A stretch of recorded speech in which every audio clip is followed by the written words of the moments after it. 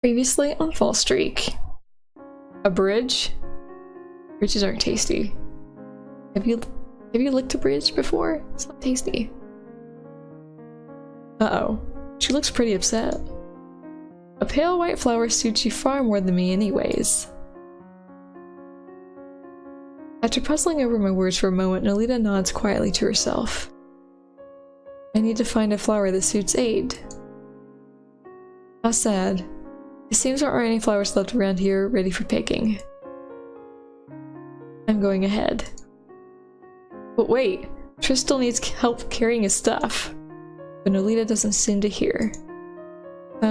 Aid, Kelly, could one of you lend us a hand? Exchanging a glance with me, Kelly dangles her empty sleeves with a shrug before skipping off ahead. This calls for immediate evasive action. You got this, big sis Lerona. Snapping my index fingers at her, I turn on my heels and bolt. But hey, don't only pull the big sis card when it's convenient. Upon catching up to Kelly's side, I slowed to a stroll. As if in agreement that we had witnessed nothing, the two of us mosey along in silent solidarity. Solidarity.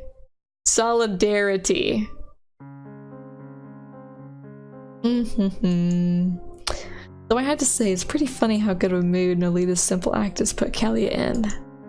You know, it's not just Nolita. Bending forward to get a good angle on her face, I gaze into Kelly's eyes. I care about you too. What? Shut up. I'm not stupid. You're just trying to tease me again like you always do. You're such a little troll. How dare you? I am a sweet young girl. Still though, I wonder why this always seems to happen.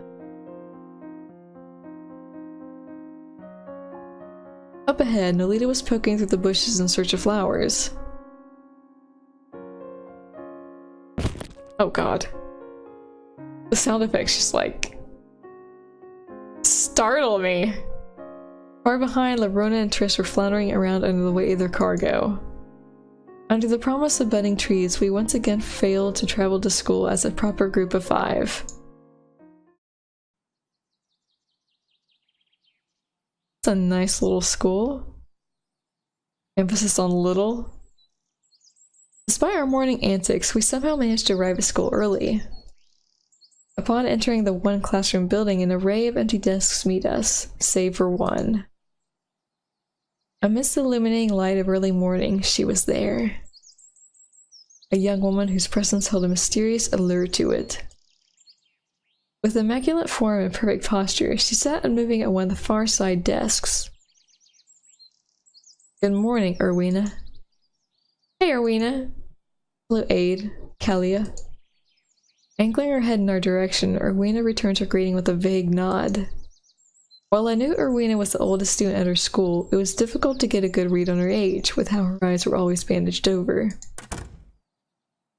Flower that suits Aid. Couldn't find one. How? Well, we made it. Nolita, Lerona, and Tristan as well. As if taking his cue, Triss similarly keels over and kisses the ground. Don't mind him. That's just Triss being the usual drama queen. I see, says the blind woman. Something felt different about Erwina today. She felt absent-minded. Her responses subdued, lacking the usual self-possessed weight. Is something trouble you, Erwina? Now that I think about it, wasn't it odd she was sitting back here at this back row desk? Feel free to tell us about it. I'd love to meddle, you know. You're quite perceptive, aren't you, Aid? With a light chuckle, Erwina traces her fingers across the surface of the desk before her. It's true that I have something on my mind. As you may know, none of these desks in the back row are currently in use. Everyone occupies a sun spot in the world in terms of space and resources. However, it's not as though the school is lacking in those. Even though the possibility of filling these vacancies exists, it remains unrealized. Erwina's idle hand motions come to a stop, her voice taking on a mysterious tone. It's a strange feeling, this feeling that where someone could be, there's no one. Where someone could be, there's no one? Erwina's words conjure a certain image in my mind's eye. An image are sitting here lost in thought all alone, thinking, perhaps, of the absent warmth of someone who would have been here with us today had the cards fallen differently. Sorry, Rowena, but there might be less space in the school than you think. If you look in the desks back here, you'll find they're all stuffed to the brim with books. Seems like the hoard is some hopeless bibliophile. So yeah, we might not actually have any room for new students. The heck? We don't get any new classmates because Ade's such a bookworm. I'm gonna be mad. At least my books don't sell me out. Ooh, I suppose they're rather cramped given how lively it already gets around here. I will probably have to report the troublemaker using school property without permission though. Take me away, officer. I jest, of course. Schools are for learning after all. It is senseless to hit the hen for laying eggs. Unless they're bad eggs. Strangle that hen. Cook it. Now that I think of it though, the 5 of you are here quite early today. That's right, we're really pumped up for today's competition. Is Mr. Nero not here yet? It appears Larona's attempts to resuscitate her fallen comrade have not been bearing fruit. Worry not, Father will be arriving shortly. That's right, though a student in name, it's more accurate to say Rowena taught alongside her father, if anything. Oh? Long have I awaited the day my students arrive early, such is their enthusiasm to learn. Mr. Nero, an eccentric individual who had constructed the school using his own fortune in the wake of the fire collapse. The fact that he even personally taught was testament to his dedication to the next generation. I still remember his baffling self-introduction upon meeting everyone at the beginning of the school year. Nero can be interpreted to mean white wings of learning. If it's difficult for you to understand, you may refer to me as Mr. Nero for now. Just like on that first day, our enigmatic teacher was casually toting around a gargantuan valise? I don't know. I doubt anyone has my morning lark over here beaten in terms of getting up at god-awful hours, though. Parting with one's bedsheets isn't a Herculean ordeal for everyone, Mr. Night Owl. Smiling wryly, Rowena rises to assist Mr. Nero with unpacking the valise's contents. Though she generally relies on a retractable rod to navigate, I've noticed that sometimes she just doesn't seem to need it. Well, she probably wanders around this classroom so often. Shouldn't be anything in her way, unless you trip her. I wonder how she does it. Oh, it's magic! That thing sure is living up to its reputation as a bottomless black hole, isn't it? We watch on as the valise palpably shrinks as it's released from its bulging payload. Is this for the construction competition? What looked like a disassembled table and the components of a board game had been laid out before us. About that, I've decided to postpone the bridge building contest until tomorrow. We'll be having a lecture on the history of Socotrine instead, with these materials serving as a visual aid. That's lame. No, it can't be true. It was all in vain. It was all in vain. What? Letting out a strange cry, Lerona sinks to the ground with a soft thwomp. The floor seemed to be quite the popular resting spot today. Aid, I don't have to use your materials. Though she probably means to say something along the lines of, it's good I don't have to impose on you again, I decided to misinterpret it. I see. I knew this day would come. You finally grown sick and tired of me and my shoddy materials. I understand, Alita. I'm just not good enough for you anymore. Even then, I never imagined it would hurt this much to get discarded and forgotten. Wiping out my eyes, I sniffle and lower my gaze. It's not like I want you to use my materials or anything. Aid, I'll use your materials, so don't be sad. Aw, she got freaking tears in her eyes. She looked like she was about to cry. There were actually tears in her eyes. You're so devoted, Nolita. Unable to contain myself, I giggle as I reach out to pinch her on the cheek. Mew. She makes some weird noises, but doesn't try to resist as I play with her face. Girl, I would slap the shit out of you. We will wait for several more students to arrive before commencing class. Our class had around 12 regular students in total.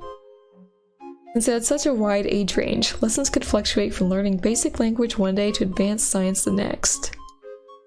Fortunately, the school was well equipped for dealing with its unique circumstances. I guess that's one of the perks of being funded by a wealthy teacher.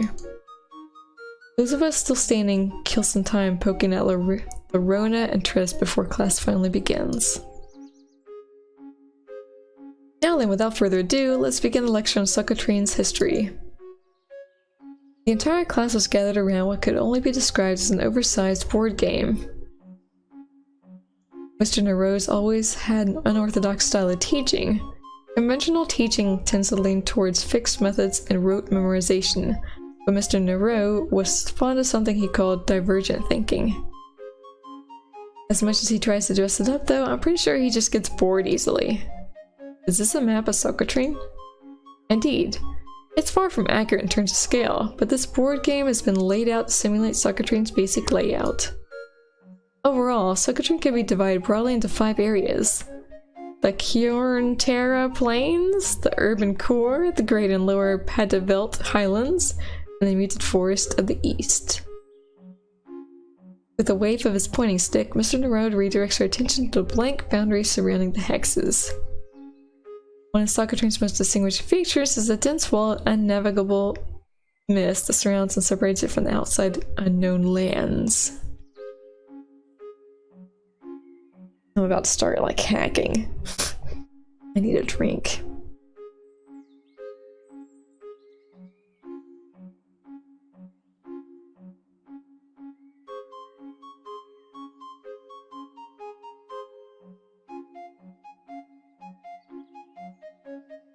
Okay.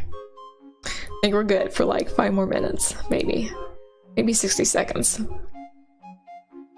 Mr. Narode, what are the board game pieces supposed to be?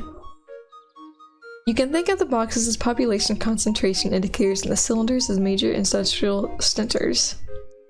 The big piece in the center represents the heart of Socotrine's infrastructure, the capital city of Socotra. Aid, where do we live? Right there! Probably around here somewhere. As for the school, it's likely near here. Aid. Maps are really amazing. I guess. If they're done correctly? What do you mean?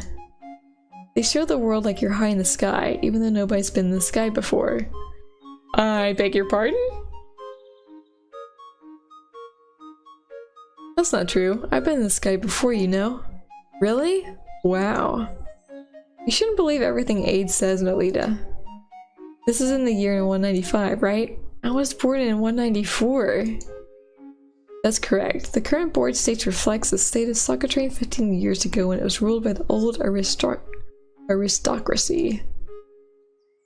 Socotrine was in the process of recovering from a period of famine and plague when the Masters' Revolution occurred. The Masters' Revolution was when people from the unknown lands came, right? Yes.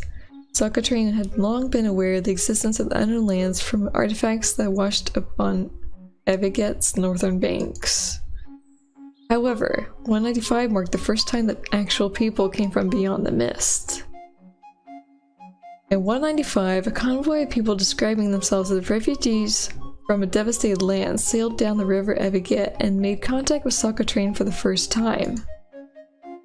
Though the old aristocracy... God, how can I not say that? Aristocracy. Aristocracy? Aristocracy. Hooked on phonics, worked for me! Welcome the refugees at first, they eventually began to suspect that the convoy would attempt a coup. Coup. That's coup. I always thought the word was coup. Mustering all of Socotrine's military might, the old aristocracy... Did I say it right? Aristocracy? I think I did. Oh shit, I'm getting better. Getting better at reading, you guys. Attempted to preemptively capture the refugees. However, they were soundly routed? There's so many ways to say that word. By the refugee convoy's elite combat unit, the Lost Children. In what came to be known as the Master's Revolution, the old aristocracy was overthrown and the leader of the lost children and refugee convoy, the Verloren Master, was installed as Socotrine's sovereign ruler. Is it true? Is it true the Verloren Master was a girl? What's wrong with that? The Verloren Master was indeed female, though it would be more accurate to call her a woman than a girl. I heard she was a genius swordsmaster that took down a squad of Socotrine's finest all by herself. There are rumors her unit annihilated entire armies back when she was in the Unknown Lands. Sounds like she's pretty good at bashing heads.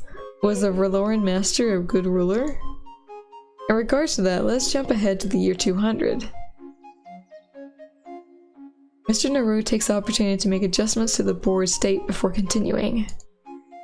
The 5 years that followed the Master's Revolution are often considered a golden age in Socotrine history.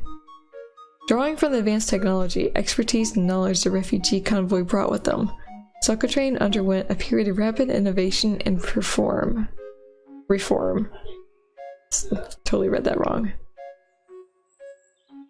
Mortality rates plummeted as contemporary medical science made its debut and birth rates skyrocketed as socioeconomic living standards improved.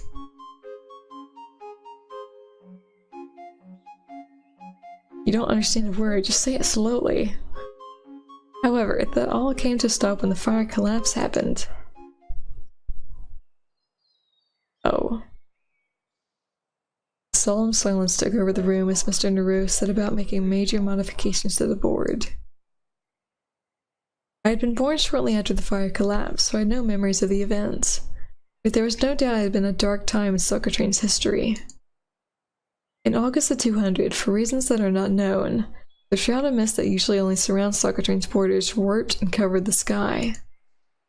Prismatic flames of unknown properties rained down from the mist, laying waste to major swaths of Socotrine's landscape. The area below Abiget's southern banks suffered serious damage in particular, transforming into unrecognizable wasteland. Look at all the boxes that disappeared. I remember, if you got burned by that rainbow fire, you had to get special treatment or else. The refugees of 195 had experienced a similar disaster in the Unknown Lands, so they were able to provide limited care. But there were too many victims to avoid a great loss of life. The fire collapse did not mark the end of 200, though. In 195, the Verloren Master had taken on a single Socotrine pupil, following her rise to power. Shortly after the fire collapsed, that pupil challenged the Verloren Master to single combat, defeating her and claiming the title of Socotrine's sovereign ruler as his own. He continues to rule Socotrine to this day. We know him as Lord Cecil Cotard. Aid, that's your daddy, right? Ooh. Ooh. Yep, that's my pops, alright. Must have been crazy strong to defeat Verloren Master. No, she was weak. I've always wanted. I bet she let him defeat her. It wasn't even a fair fight. I've always wondered what kind of relationship Papa had with his master. I just don't understand. For what reason did Papa feel compelled to usurp the Verloren Master? Unfortunately, there's not much insight I can offer on the matter. It's true, though. Lord Cotard has largely carried on his master's legacy in terms of policy. What was the age difference between them? It just made things more confusing. Pieces simply weren't lining up. Naturally, there were some that opposed Lord Cotard's succession, and convinced that the inexperienced young Cotard could lead Socotrine in its weakened state, the remnants of the old aristocracy took the opportunity to attempt an uprising. Those bastards. However, having also inherited leadership of the lost children, Lord Cotard crushed the uprising, scattering his opposition and consolidating his rule. It is now at last that we arrive at the current day at 210. Socotrine's reconstruction has been a slow and steady process. It's been helped along by several unexpected boons. Though I mentioned before how the fire collapse had mysterious properties, one particular unusual effect it's had can be observed in what used to be the southern wastelands. It's believed the ashes of the rainbow fire nourished soil somehow as the land has recovered at an alarming rate, blooming into what is now known as Adelise Garden. It's scary how pretty that place is. Many townspeople avoid it because they're afraid of the unfamiliar types of flowers that blossom there. In any case, that concludes my lecture. Rowena will now take over for any questions that you may have. Passing the helm to Rowena, Mr. Nero retreats to his desk for a breather. Oh, because that was such difficult work. I've been curious about this for a while, but don't the refugees from the unknown lands have a name for the place they came from? That is a delicate topic. It is something of a taboo for the refugees of 195 to speak the name of their homeland. It's believed that for many of them, the name of their homeland is synonymous with atrocity. As such, they are often simply referred to as Uls? ULs? I'm gonna say ULs, because that makes more sense than Uls.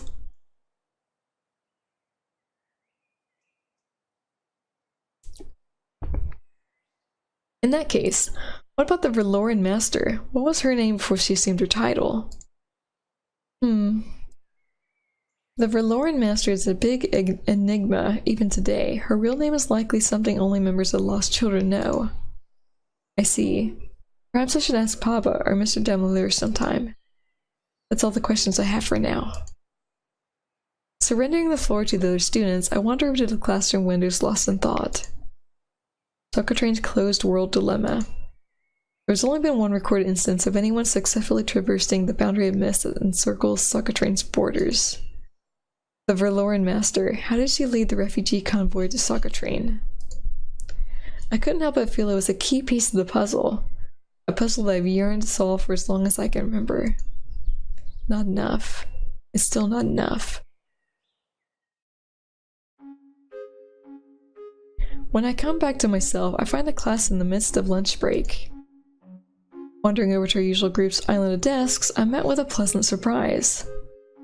Rowena had pulled her desk over as well, bringing our count up to a total of 6.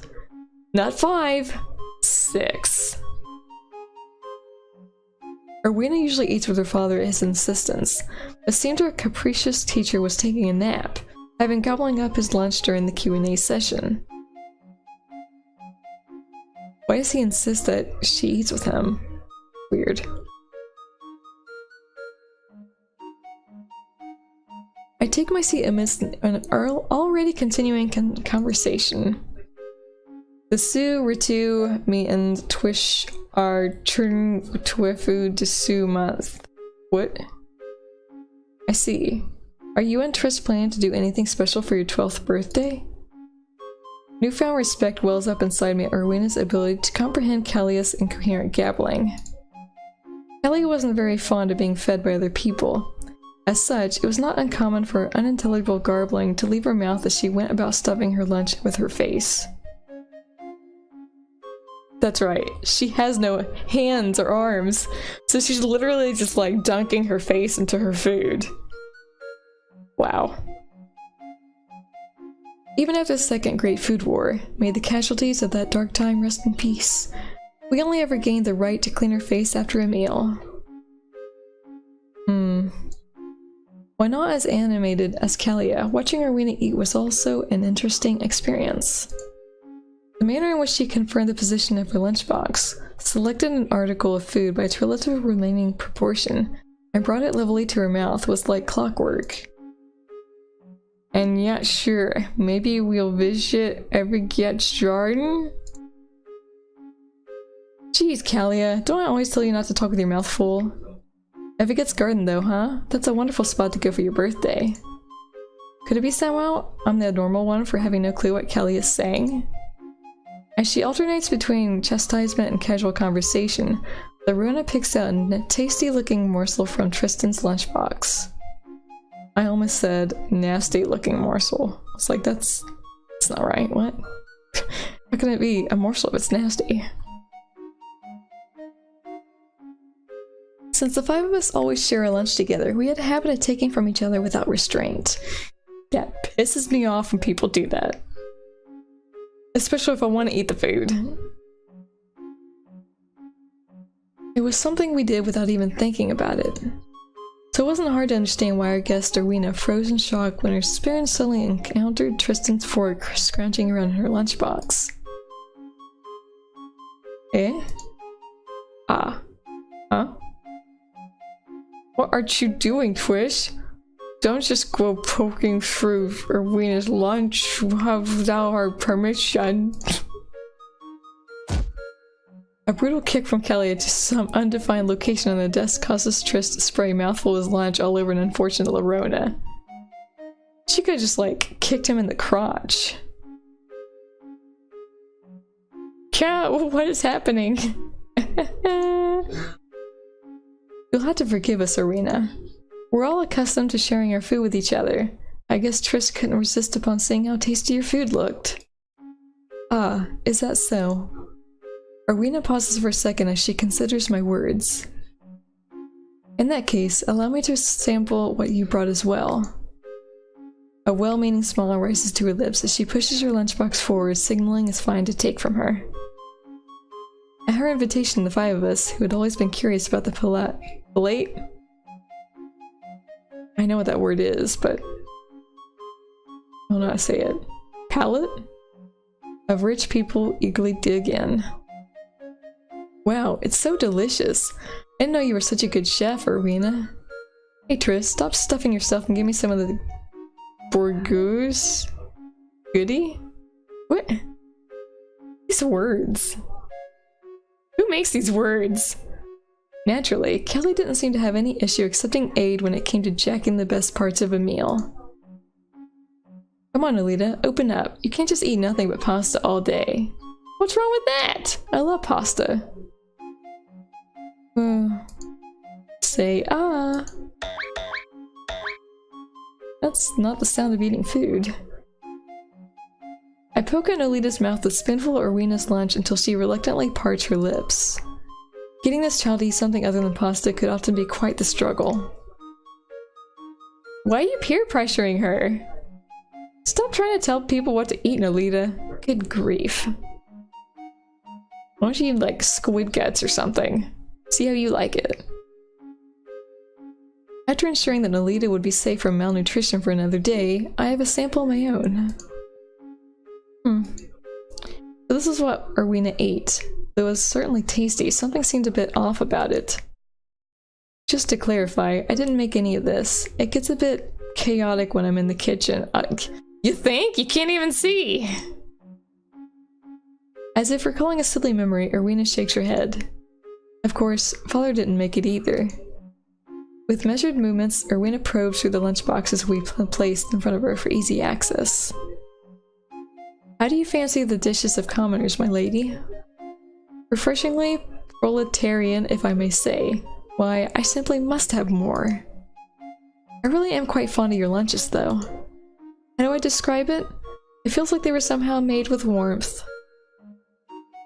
Well, that's what happens when you put them on a stove or in an oven. Right? Am I right? I much prefer them to my own. Indeed, though the taste was on point, somehow Erwina's lunch didn't feel very filling. It was strange. They put all these words in here just for you. Wow, yeah, I know! I freaking know! They're making fun of all the people who have to have, like, a dictionary beside them. What does this word mean? How do you say this word? Is this even a real word? Like, they're a bunch of kids. How do they understand these words? I didn't understand this shit. I still don't. I'm 31, damn it. I'm glad you like it. Feel free to eat again with us anytime. If you ever find your pop snoozing through lunch again, you're welcome to hang with the cool kids. What do Twish are flying with food? I guess. Jeez, I don't even understand. Like. Meanwhile, the Lyric twins try to play it cool as they rapidly clean Erwina's lunchbox of its contents. You have my gratitude. Let us rendezvous in the future again sometime. I feel sorry for someone who doesn't understand what rendezvous is, like how to say it. Rendezvous? What? What is rendezvous? Clicked on phonics does not work right there. The simple act of sharing one's food with others makes it tastier after all. That should have just been like in Final Fantasy VII.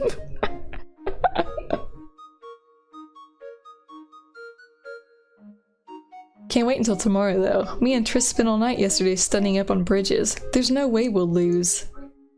Perhaps it was meant to be a declaration of resolve or something of the sort. With how her face was innocuously smeared with food, she looked more like a bib-toting toddler than a bold competitor. Unable to stomach the yucky sight, Triss immediately butts in and starts wiping Kelly down with a handkerchief. Jeez, Triss, can't you read the atmosphere? There's smoldering heat going on. Cootie heat? Yeah, wipe that bitch down.